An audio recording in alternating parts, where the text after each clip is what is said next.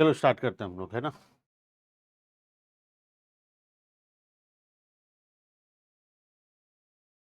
क्या पढ़े थे लास्ट क्लास में, याद है कुछ? हम लोग डिमांड चैप्टर पढ़ रहे थे, है ना। डिमांड चैप्टर में कुछ थोड़ा सा पोर्शन पहले रिवाइज कर लेते हैं एक बार।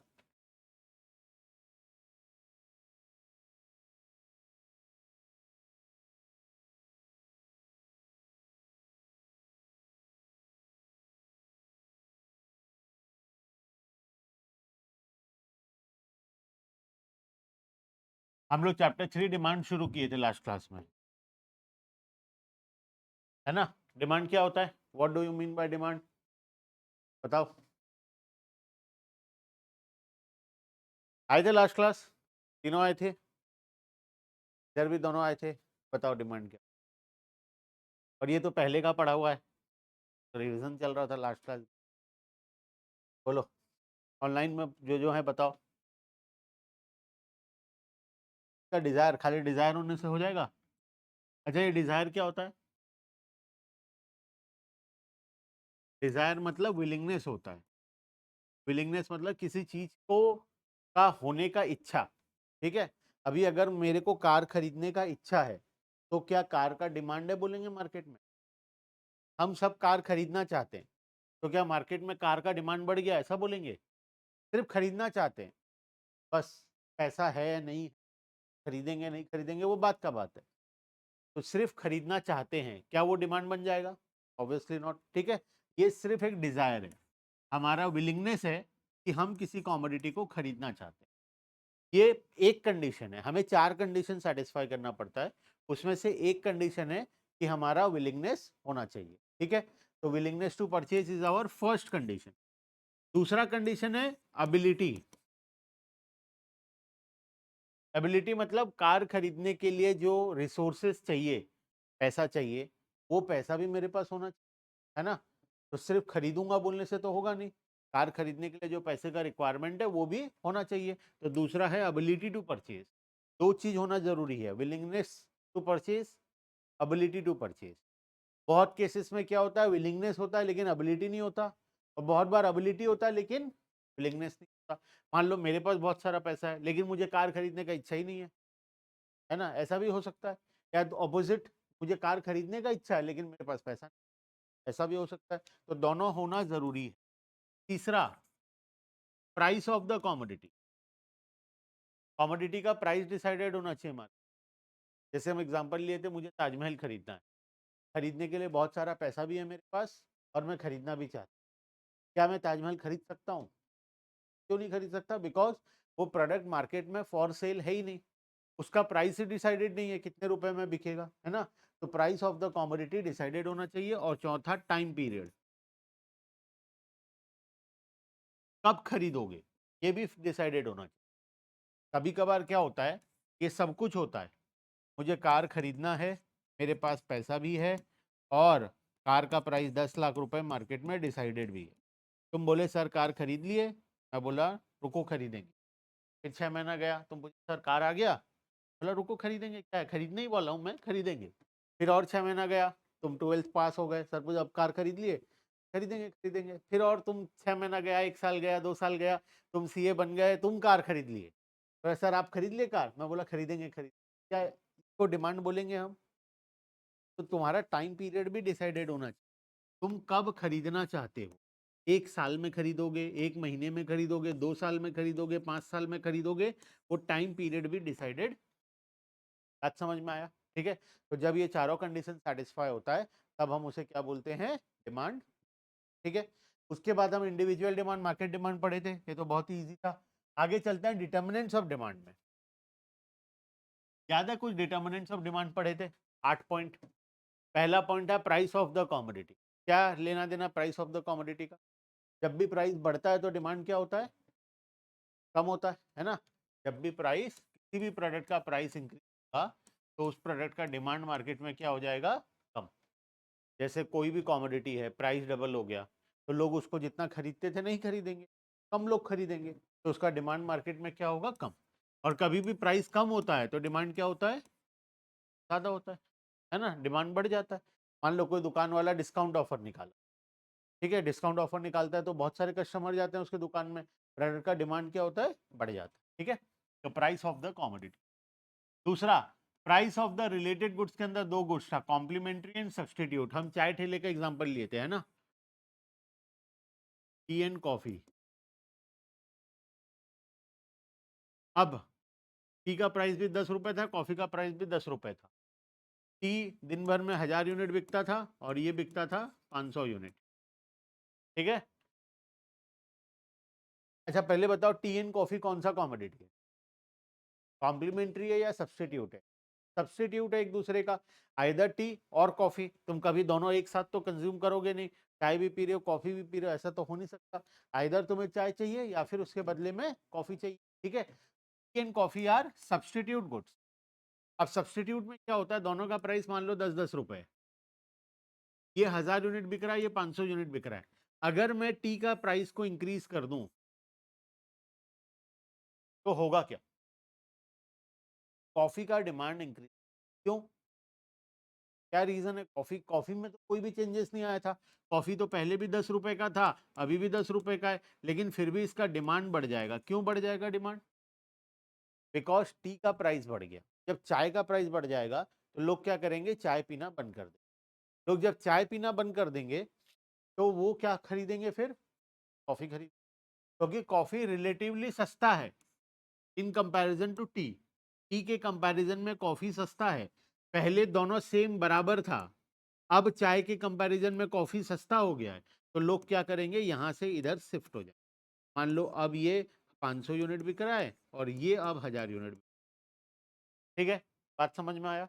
तो बहुत सारे लोग टी से कॉफी की हर कोई क्यों नहीं हुआ, ऐसे में तो इसका डिमांड जीरो हो जाना चाहिए था, क्यों नहीं हुआ जीरो? सबको ही शिफ्ट, क्योंकि कुछ लोग अभी भी ऐसे होंगे जिनको प्राइस से कोई फर्क नहीं पड़ता हो, और उनको चाय पीना है, मतलब उनको चाय ही पीना, को कॉफी नहीं पीना। तो अगर तुम इसका प्राइस 30 रुपए भी कर दोगे तब भी वो लोग क्या करेंगे, चाय ही पिए। बात समझ में आया? इसीलिए डिमांड कभी जीरो नहीं। क्लियर है बात? उसके बाद नेक्स्ट है कॉम्प्लीमेंट्री गुड्स। कॉम्प्लीमेंट्री क्या होता है? एग्जांपल, जो दो कॉमोडिटी को हम साथ में कंज्यूम, है ना। एग्जांपल हम लोग लिए थे टी एंड बिस्किट। ये वाला ना, ये चैप्टर का सबसे important portion, determinants of demand के बेस्ड पर पूरा आगे का चैप्टर डिपेंडेंट है। देखो, टी एंड 10 रुपए का चाय था, 5 रुपए का बिस्किट था, ठीक है। दिन भर में चाय 1000 यूनिट बिकता था, बिस्किट 600 यूनिट बिकता। अब बताओ, अगर हम चाय का प्राइस को बढ़ा दें, चाय का प्राइस को 10 रुपए से 20 रुपए कर दें, तो होगा क्या, बिस्किट का डिमांड क्या होगा? क्यों डिक्रीज हो जाएगा? बिस्किट तो अभी भी पहले 5 रुपए में था, अभी भी बिस्किट का प्राइस 5 ही है, बिकॉज टी का प्राइस बढ़ गया। टी का प्राइस बढ़ने से क्या इंपैक्ट आया? क्यों होगा, क्या रिलेशन क्या है? लोग चाय कम खरीदेंगे, है ना। जब चाय का प्राइस बढ़ जाएगा तो लोग चाय नहीं पियेंगे, ठीक है। मान लो 20 रुपए नहीं करते हैं, एक काम करते हैं, इसको एग्जैक्ट लेते हैं, 15 रुपए करते हैं, ठीक है। मान लो ये 15 रुपए हो गए। पहले मैं क्या करता था, चाय ठेला में जाता था, एक चाय लेता था और एक बिस्किट लेता था, 15 रुपए होता था, ठीक है। और मैं 15 रुपए पे करके चाय बिस्किट खाकर आ जाता था। अब क्या हुआ, चाय का प्राइस 15 हो गया और बिस्किट का प्राइस कितना है, वही 5 का 5 है, लेकिन मेरे पॉकेट में तो 15 ही है, तो मैं क्या करूंगा, चाय पीऊंगा। और बहुत सारे लोग ऐसे भी होंगे जो चाय भी पीना बंद कर देंगे। मान लो जिसके पॉकेट में, मान लो किसी के पास पैसा बहुत है, लेकिन मान लो अगर उसको उतना रुपए खर्च नहीं करना, उसको चाय महंगा लगने लगेगा, जब चाय महंगा लगेगा तो वो चाय पीना बंद कर देगा। तो बहुत से लोग ऐसे होंगे, मान लो चाय का डिमांड क्या हुआ, प्राइस बढ़ने के कारण 700 हो गया, ठीक है। 300 लोग तो गायब हो गए, चाय पीना भी, जब वो लोग चाय नहीं पियेंगे तो बिस्किट भी नहीं खाएंगे। और कुछ लोग ऐसे होंगे जो सिर्फ चाय पियेंगे, बिस्किट नहीं खाएंगे, है ना। तो बिस्किट का डिमांड कितना कम हो जाएगा, कितना हो जाएगा, मान लो बात समझ में आया? दो तरीके से बिस्किट का डिमांड कम होगा।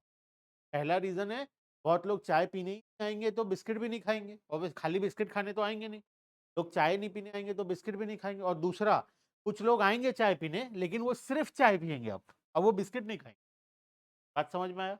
इसीलिए चाय का डिमांड चाय का डिमांड तो कम होगा ही, बिस्किट का डिमांड और तेजी से। क्लियर है रीजन? ये हो गया हमारा substitute goods and complement. Next है income of the consumer. Income के साथ क्या लेना देना? दो प्रकार का कॉमोडिटी, एक नॉर्मल गुड्स होता है, दूसरा इंफीरियर गुड्स होता है। क्या होता है नॉर्मल और क्या होता है इंफीरियर, बताओ? जो गुड क्वालिटी के होते हैं, और इंफीरियर वो होते हैं जो बैड क्वालिटी के, पुअर क्वालिटी या बैड क्वालिटी। ठीक है, कैसे पता चलेगा कौन सा कॉमोडिटी गुड क्वालिटी है और कौन सा? एग्जांपल दो, एग्जांपल दो बैड क्वालिटी और गुड क्वालिटी का।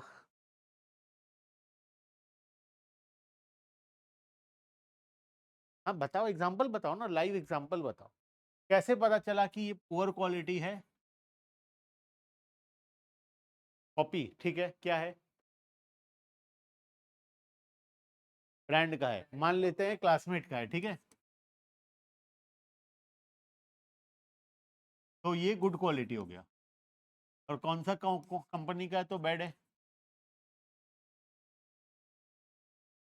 कूल मेड बैड है, चलो ठीक है। ये तुम्हारे अकॉर्डिंग हुआ ना, है ना? अगर मैं किसी गवर्नमेंट स्कूल का कोई एक मतलब एक बिलो पॉवर्टी लाइन बच्चे को ले आऊं, तो तुम्हें नहीं लगता उसके लिए ये भी एक गुड क्वालिटी प्रोडक्ट है ना? जो कहीं कहीं से पेपर जुगाड़ करके उसमें लिख रहा है, उसके लिए तो ये भी बहुत अच्छा क्वालिटी है। फिर फिर कैसे होगा? अच्छा, अब चलो मान लेते हैं ये हमारे लिए, मान लो ये मेरे लिए गुड क्वालिटी है, स्कूल में बैड क्वालिटी है मेरे लिए, ठीक है। अंबानी के बच्चे के लिए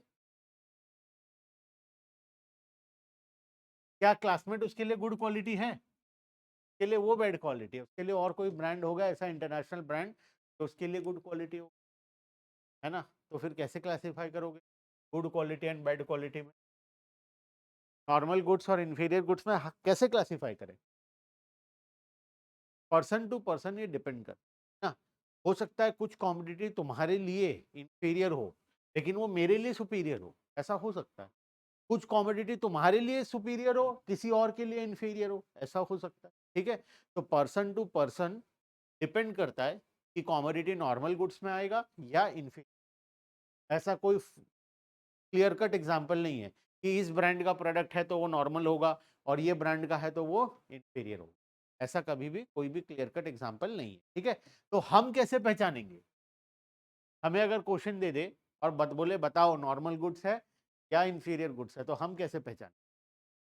हम क्या लिख कर आएंगे? हम चेक करेंगे क्या होता है नॉर्मली, इनकम इंक्रीज होने पर, इनकम जब भी इंक्रीज होता है तो नॉर्मल गुड्स या गुड क्वालिटी ऑफ गुड्स का डिमांड क्या होता है? इंक्रीज होता है, लोग ज्यादा खरीदते हैं। अगर मेरा इनकम बढ़ेगा, मैं महीने सैलरी पहले मान लो मेरा 1 लाख रुपए इनकम था, अगर मैं अब 5 लाख रुपए कमाने लग जाऊं तो मैं ज्यादा पैसा कमाऊंगा, तो मैं अच्छे क्वालिटी का प्रोडक्ट ज्यादा खरीदूंगा, है ना? और पुअर क्वालिटी का प्रोडक्ट नहीं खरीदूंगा या कम खरीदूंगा, है ना? तो इनकम बढ़ने पर नॉर्मल क्वालिटी ऑफ गुड्स का डिमांड बढ़ता है और पुअर क्वालिटी का डिमांड कम होता है। तो हम चेक करेंगे कि जब कंज्यूमर का इनकम बढ़ रहा है तो वो किसी कॉमोडिटी को ज्यादा खरीद रहा है या कम खरीद।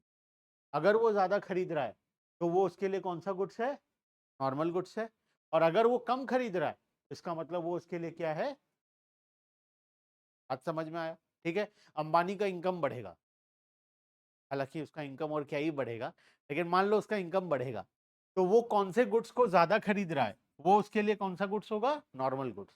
और वो जिस कॉमोडिटी को खरीदना बंद कर देगा, कम कर देगा, वो उसके लिए क्या होगा? बात समझ में आया? पुअर क्वालिटी होगा। क्लियर है? तो पर्सन टू पर्सन डिपेंड करता है। नॉर्मल गुड्स के केस में इनकम बढ़ने पर डिमांड बढ़ता है, और इंफीरियर गुड्स के केस में इनकम बढ़ने पर डिमांड।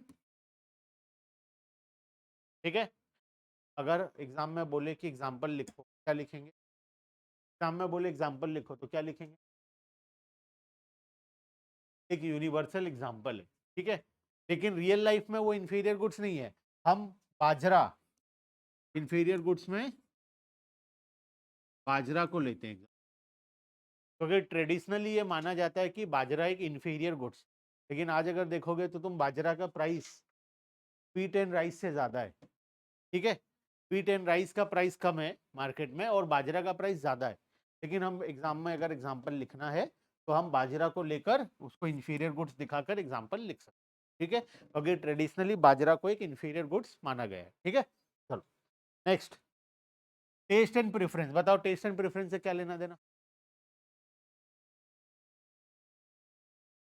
मार्केट में जिस चीज का अभी ट्रेंड है, जो चीज अभी मार्केट में चल रहा है, लोगों को पसंद आ रहा है, तो वो चीज का डिमांड क्या होगा? बढ़ेगा।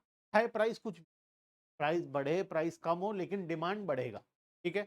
लेकिन अगर कोई चीज आउट ऑफ फैशन हो गया मार्केट में, अब उसको लोग पसंद नहीं कर रहे हैं, फैशन से जा चुका है वो ऑलरेडी, तो चाहे तुम प्राइस बढ़ाओ या चाहे तुम कितना भी डिस्काउंट दे दो, उस प्रोडक्ट का डिमांड मार्केट में कम, ठीक है।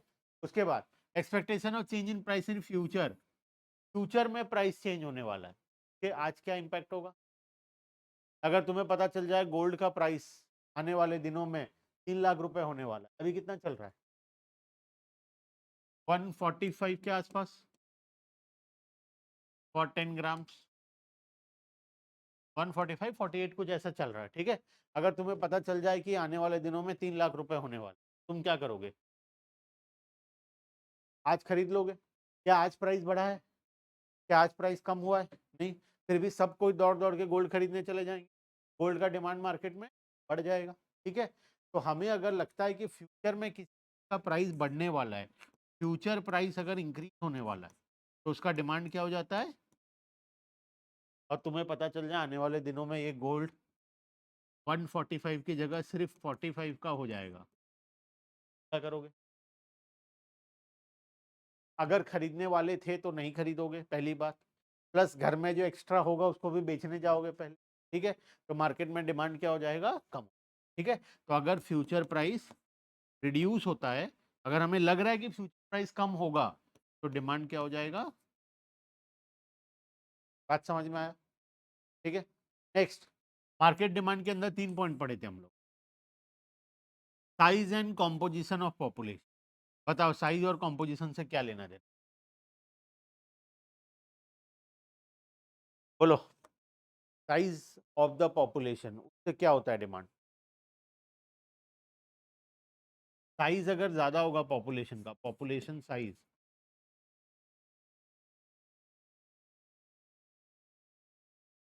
अगर पॉपुलेशन साइज बड़ा होगा, जैसे मान लो कोई मेट्रो सिटी लेते हैं कोलकाता, कोलकाता का पॉपुलेशन है 1 करोड़, और वहीं बरगढ़, बरगढ़ का पॉपुलेशन है 10 लाख, तो किसी भी गुड्स एंड सर्विस का डिमांड कोलकाता में ऑब्वियसली ज्यादा होगा, वहां पर पॉपुलेशन ज्यादा है, और बरगढ़ में कम होगा क्योंकि पॉपुलेशन कम है, ठीक है।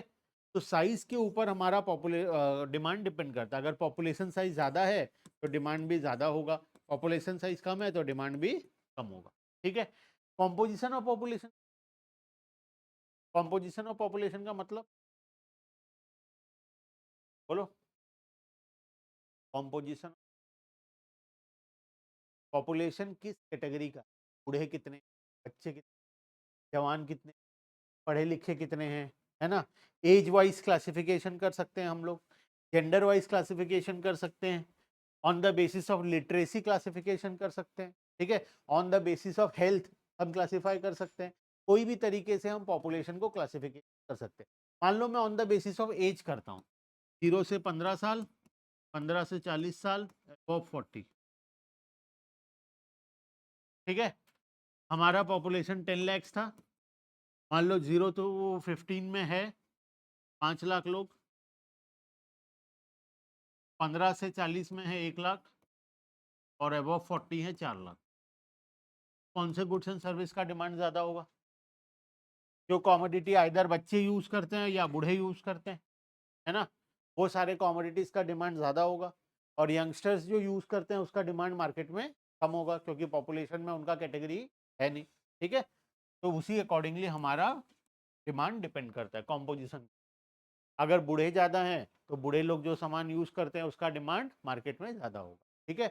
बच्चों का पॉपुलेशन ज़्यादा है तो बच्चों वाले गुड्स का डिमांड ज़्यादा होगा। क्लियर है। नेक्स्ट, साइज एंड कॉम्पोजिशन के बाद दो छोटा छोटा और पॉइंट है हमारा, सीजन एंड वेदर। बताओ सीजन वेदर सबसे easy। अभी कौन सा सीजन शुरू हो गया?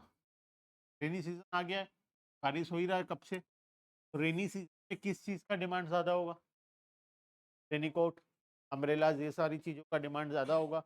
विंटर में विंटर गारमेंट्स का डिमांड ज़्यादा होगा। समर के टाइम पर एसी, कूलर, फ्रीज, ये सारी चीज़ों का डिमांड ज़्यादा होगा। सीजन एंड वेदर के अकॉर्डिंग हमारा प्रोडक्ट का डिमांड डिपेंड कर, ठीक है। आखिरी, डिस्ट्रीब्यूशन ऑफ इनकम। ये बताओ, इनकम के डिस्ट्रीब्यूशन पर डिमांड डिपेंड करता है कैसे? अगर इनकम इक्वली डिस्ट्रीब्यूटेड है और इनकम अनइक्वली डिस्ट्रीब्यूटेड, क्या होगा डिमांड? Very good. अगर अनइक्वली डिस्ट्रीब्यूटेड है तो जिन लोगों के पास पैसा है वो लोग तो गुड्स एंड सर्विसेज अफोर्ड कर पाएंगे, तो वो लोग खरीदेंगे, तो उनकी वजह से मार्केट में डिमांड आएगा, ठीक है। तो वैसे कितने लोग होंगे?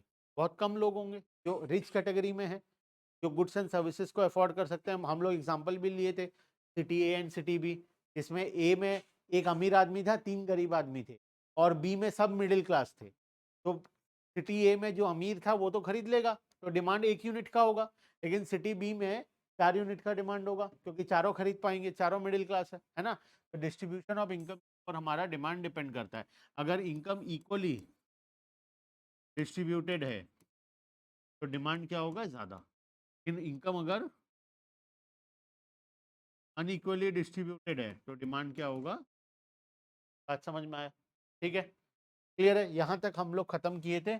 हम डिमांड फंक्शन के बारे में भी थोड़ा सा पढ़े थे। डिमांड फंक्शन बचपन का याद है? y इक्वल्स x, क्या y इक्वल्स टू, याद है ऐसा कुछ फंक्शन पढ़े हो बचपन में, है ना? क्या करते थे हम ये फंक्शन का? हाँ, x का वैल्यू पुट करते थे, y का वैल्यू आता था। x अगर 0 होगा तो y 3 होगा, x अगर 1 होगा तो y 5 होगा, अगर 2 होगा तो y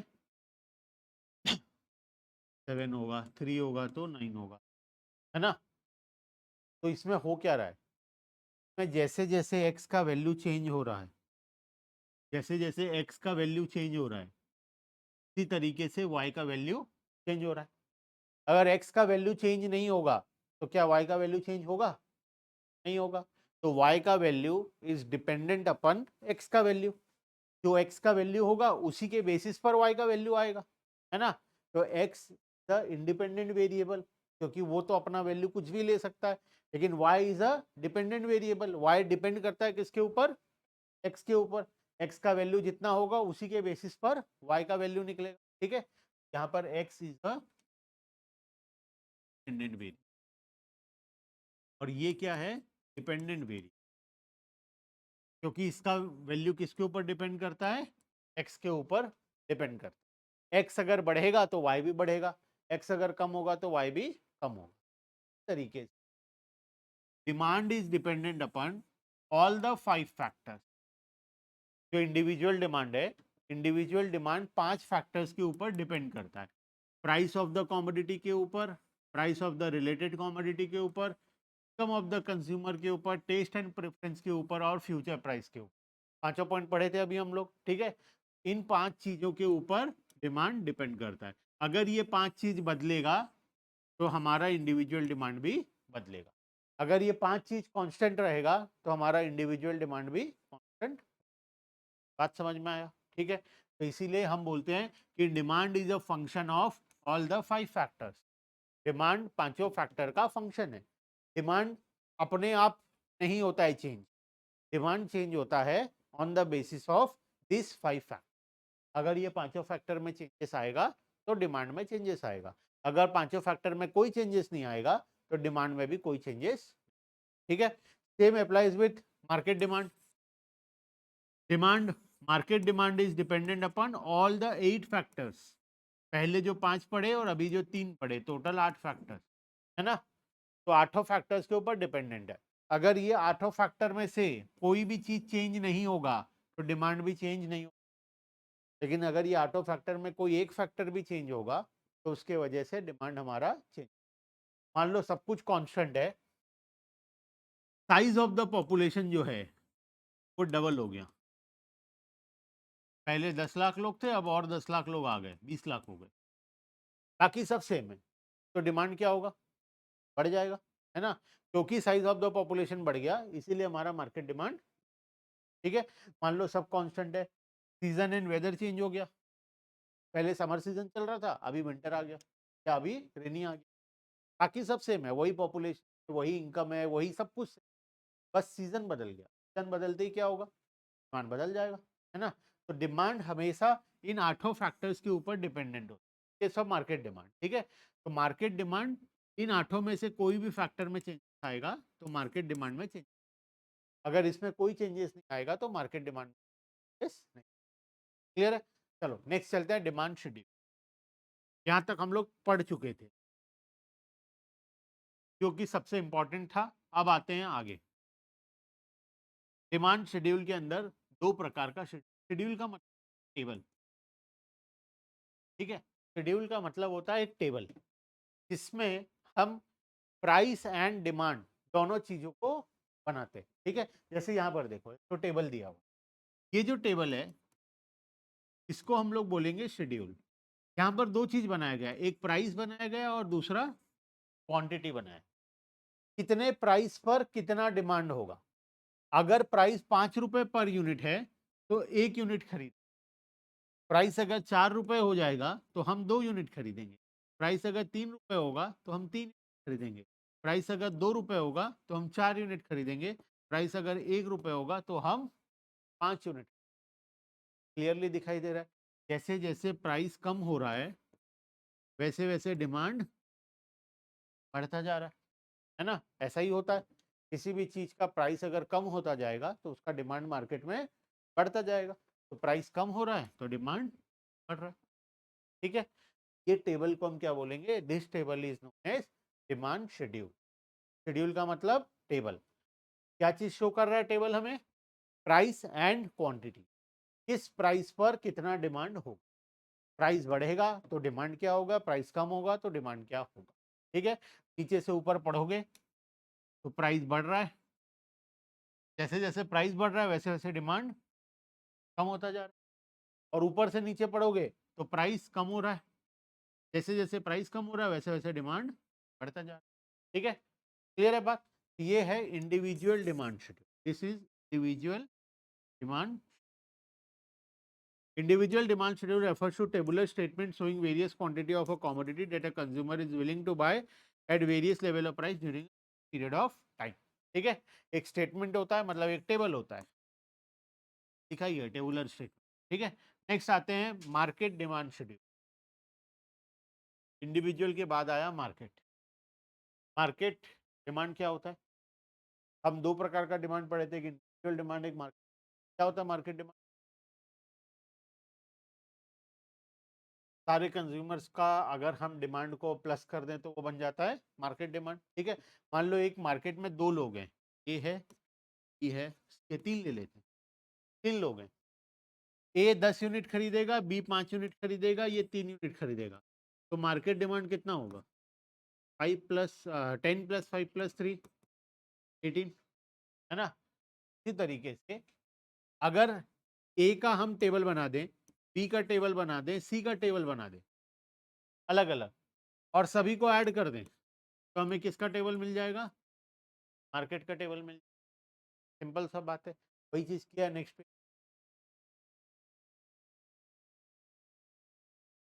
ए और बी का टेबल बना हुआ है, household A, household B. Market का डिमांड कैसे बना? A + B।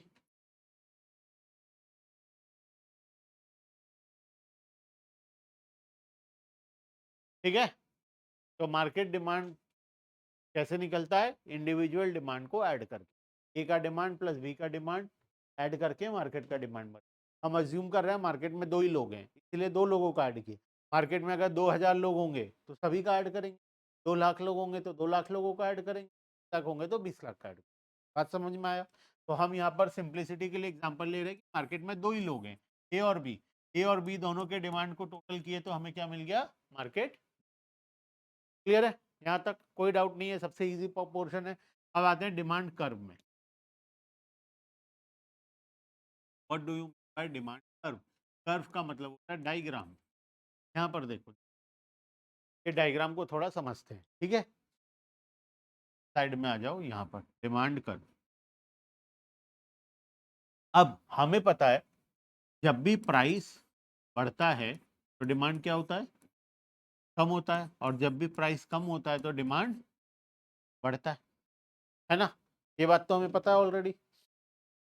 इसको हम क्या बोलते हैं? इनवर्स रिलेशन बोलते हैं।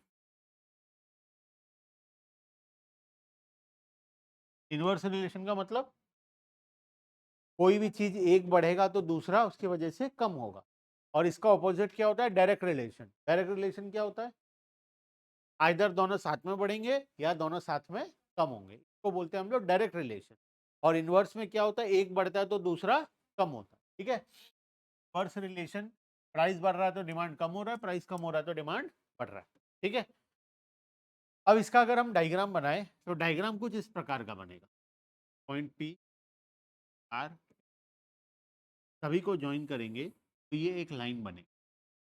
ये लाइन को रीड करके बताओ, ये लाइन तुम्हें कैसा दिखाई? स्टार्टिंग क्लासेस में पढ़े हैं, नए बच्चों को नहीं समझ में आएगा, पुराने वाले बताओ।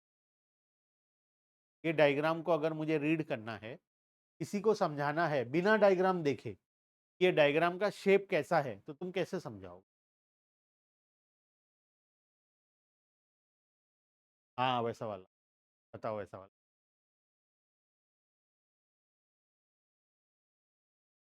Downward sloping straight line.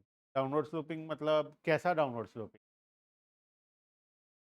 Direction बताते हैं ना, left to right. Very good. देखो हम क्या करते हैं, ये कार्टेशियन प्लेन है, बचपन में पढ़े हो। First quadrant, second quadrant, third quadrant, fourth quadrant, है ना? अब हम क्या करते हैं, सारा डायग्राम जो बनाते हैं हमेशा फर्स्ट क्वाड्रेंट में ही बनाते हैं, ठीक है? क्योंकि प्राइस कभी नेगेटिव हो नहीं सकता, क्वांटिटी कभी नेगेटिव हो नहीं सकती, तो प्राइस एंड क्वांटिटी दोनों हमेशा पॉजिटिव ही रहता है। कोई भी चीज खरीदोगे तो नेगेटिव प्राइस थोड़ी होगा, सामान भी लाओगे पैसा भी लाओगे, ऐसा थोड़ी होता है। या क्वांटिटी कभी नेगेटिव थोड़ी होता है सकता, दोनों पॉजिटिव होगा। इसीलिए ये एक ही है फर्स्ट क्वाड्रेंट। यहाँ पर एक्स एक्सिस भी पॉजिटिव होता है और वाई एक्सिस भी पॉजिटिव होता है, ठीक है? तो हमारा जितना भी डायग्राम होता है सारा क्वाड्रेंट नंबर 1 में बनाते हैं, ठीक है? तो अब सोचो ये क्वाड्रेंट नंबर 1 है, ये वाई एक्सिस है, ये एक्स एक्सिस, ठीक है? दोनों पॉजिटिव साइड है। अब में हम लोग डायरेक्शन लिखते हैं पहले। देखो, this is left side, this is right side, this is up and this is down, ठीक है? किसी भी डायग्राम को रीड करना है या डायग्राम को एक्सप्लेन करना है इन वर्ड्स, तो एग्जैक्टली डायग्राम कैसा होगा, तो हम पहले ये इस तरीके से, ये लेफ्ट साइड है, ये राइट साइड है, ये अप है, ये डाउन है। तुम मुझे बताओ ये जो डायग्राम है ये कहां से शुरू हुआ? ये इसका स्टार्टिंग पॉइंट है। ये स्टार्टिंग पॉइंट कहां पर है? लेफ्ट साइड में, और अपवर्ड ऊपर की तरफ है। तो ये लेफ्ट साइड ऊपर की तरफ है, और ये जा कहां रहा है? लेफ्ट से राइट की तरफ गया, देखो राइट साइड में आ गया, और अपर ऊपर से कहां आ गया? ये नीचे आ गया, ठीक है? तो हम इसको रीड करेंगे, left to right downward sloping. आज समझ में आया? पढ़ के देखो, left to right downward sloping, ठीक है? तो ऑपोजिट होता है left to right upward sloping, अगर डायग्राम ऐसा होता तो। लेफ्ट से शुरू हुआ, राइट की तरफ गया, और ऊपर की तरफ गया, नीचे से ऊपर की तरफ, तो हम क्या रीड करेंगे? Left to right upward sloping. Clear है बात?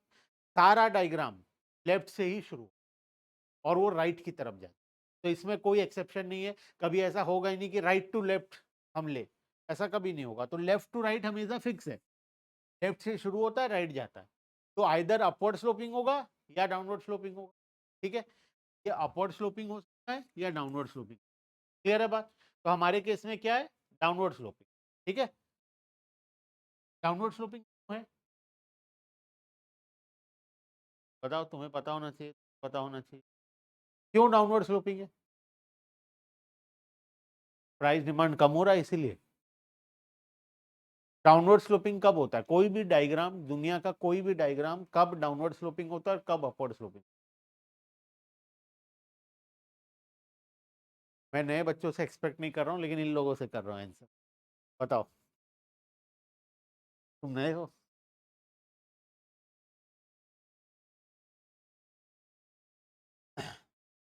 देखो, कोई भी डायग्राम दुनिया का डाउनवर्ड स्लोपिंग या अपवर्ड स्लोपिंग कब होता है, जब भी इनवर्स रिलेशन होगा तो डाउनवर्ड स्लोपिंग। क्योंकि एक बढ़ेगा तो दूसरा कम होगा, इनवर्स का मतलब। और डाउनवर्ड में देखो, मान लो हम यहां थे, देखो प्राइस कम हो रहा है तो डिमांड बढ़ रहा है ना। प्राइस पहले 4 रुपए था तो डिमांड 2 यूनिट था। प्राइस जब 3 रुपए हुआ तो डिमांड 3 यूनिट। प्राइस को और थोड़ा कम करें, प्राइस 2 रुपए हो गया तो डिमांड बढ़कर 4 यूनिट हो। प्राइस को और थोड़ा कम करते हैं, एक रुपए हो गया तो डिमांड बढ़कर 5 यूनिट। ठीक है, जब भी इनवर्स रिलेशन होता है, एक बढ़ता है दूसरा कम होता है, तो डायग्राम वहां पर क्या होता है, डाउनवर्ड स्लोपिंग। ठीक है, और अपवर्ड स्लोपिंग कब होता है, जब डायरेक्ट रिलेशन हो, एक बढ़ेगा तो दूसरा भी बढ़ेगा। जैसे यहाँ पर मान लो मैं ये डायग्राम इस तरीके से बना,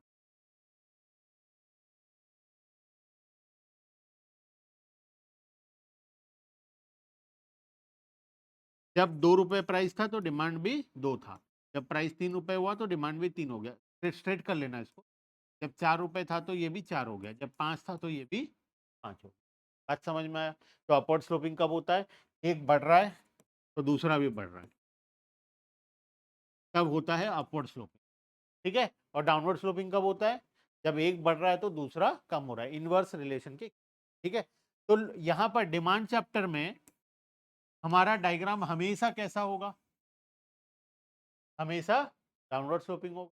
क्योंकि प्राइस और डिमांड का क्या रिलेशन होता है, इनवर्स रिलेशन होता है। इनवर्स होगा तो डायग्राम कैसा होगा, डाउनवर्ड होगा।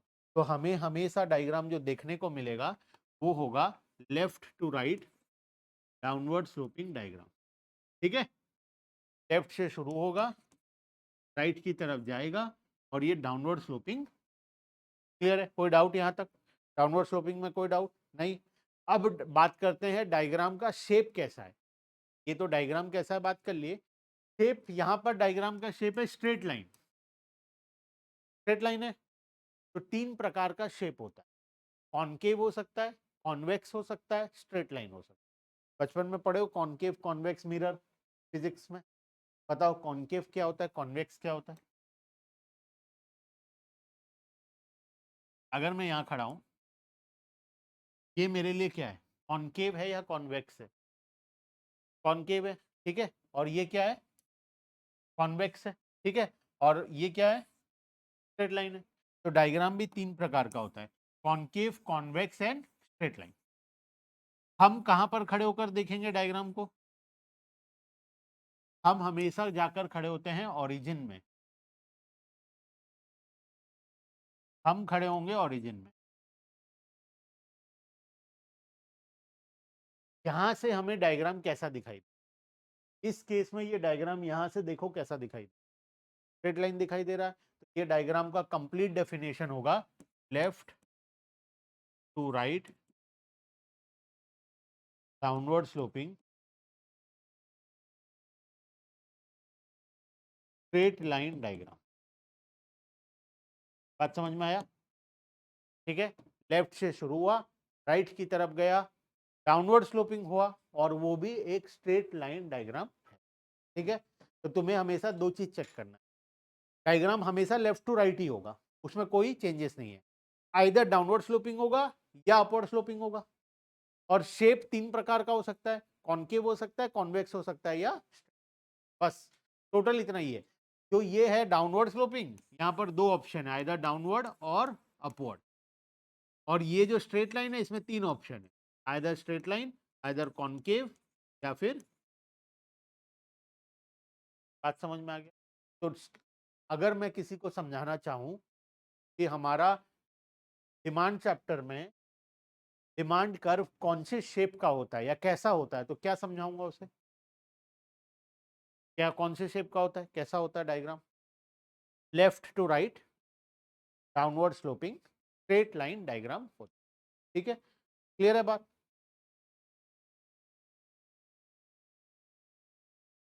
अब अगर एक काम करते हैं कि एग्जांपल लेते हैं, बताओ तो क्या, explain me this diagram. Yellow line को हाँ वेरी गुड, वो तो फिक्स है left to right. Again downward sloping होगा, ठीक है। कॉन्वेक्स द ओरिजिन या कॉन्वेक्स डायग्राम, ठीक है, क्लियर है। कॉन्केव बनाओ,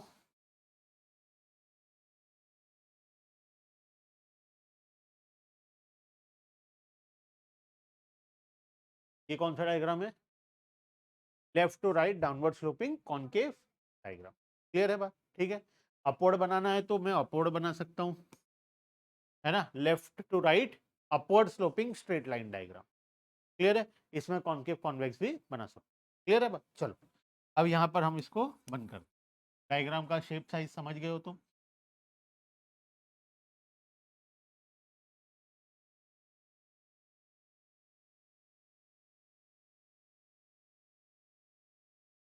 अच्छा, डाउनवर्ड स्लोपिंग कब होता है और अपवर्ड स्लोपिंग कब होता है?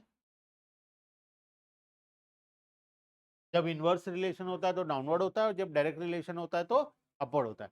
अच्छा, स्ट्रेट लाइन कब होता है, कॉन्केव कब होता है, और कॉन्वेक्स कब होता है? वेरी गुड, जब एमओसी कांस्टेंट होता है तो क्या होता है, स्ट्रेट लाइन होता है। जब एम कांस्टेंट, और दो ठो बाकी दो, जब एमओसी फॉल करता है तो कॉन्वेक्स, और जब एमओसी राइज करता है तो कॉन्केव, है ना। तो ये एमओसी क्या है, ये चैप्टर 1 का है, ठीक है। इसको हम आगे जाकर फिर पढ़ेंगे, ठीक है, ये बहुत बार आएगा कौन, ठीक है। तो जब पढ़ेंगे तब डिसाइड करेंगे स्ट्रेट लाइन कॉन्केव कॉन्वेक्स कब होता है, वो हम लोग बाद में देखेंगे। फिलहाल के लिए समझो, diagram law of demand chapter में, डिमांड चैप्टर में हमारा जो डिमांड का कर्व होगा वो स्ट्रेट लाइन कर्व होता है, left to right downward sloping straight line, ठीक है।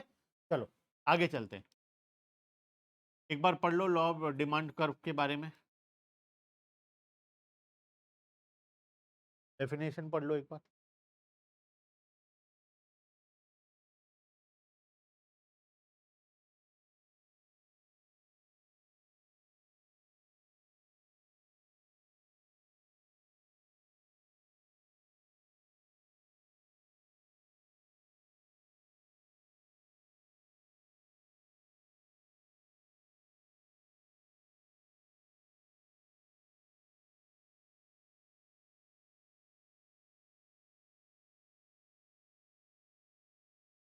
पढ़ लिए, क्लियर है? चलो तो आज के लिए हम लोग यहीं पर स्टॉप करते हैं। इंडिविजुअल डिमांड तो कर्व तो समझ में आ जाएगा, मार्केट डिमांड में थोड़ा सा और डिटेल में जाना पड़ेगा, तो हम मार्केट डिमांड के बारे में नेक्स्ट क्लास में, ठीक है।